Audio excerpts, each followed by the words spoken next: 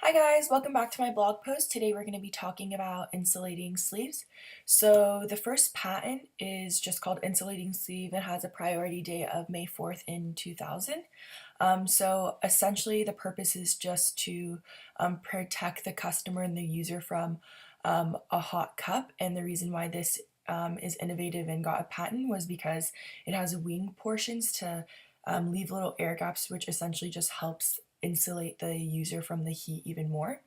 For the second patent, it's the thermal coffee cup, and the priority date is July 20th in 1948. So this is kind of just the classic cup that we see today.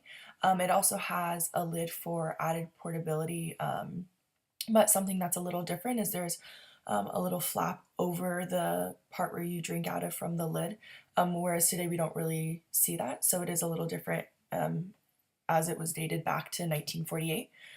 The third patent is this thermal sleeve method for manufacturing a thermal sleeve and combination cup and thermal sleeve.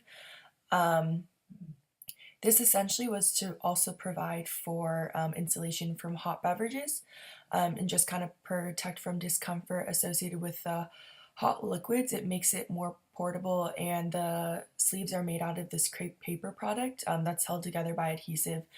The patent really goes into the details to how many creases are in it and how the inner layer is smoother whereas the outer layer can be ridged. For the fourth patent, it's called the insulator sleeve for a beverage container, and this is dated to March 1st, 2007. So essentially this is a sleeve that you can custom clear vinyl or rubber products. In diagrams, we see that there's both the inner and outer portion of the sleeve and the type of material and texture they want to use. And in claims, they describe it to be a feature of, being able to write on it, which is what, we see in Starbucks today.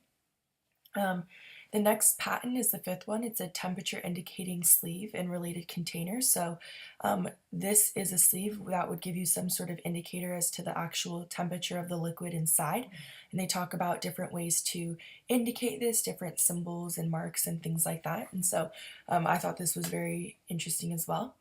The sixth patent is sleeve construction for improved paperboard cup insulation, and its priority date is 1999.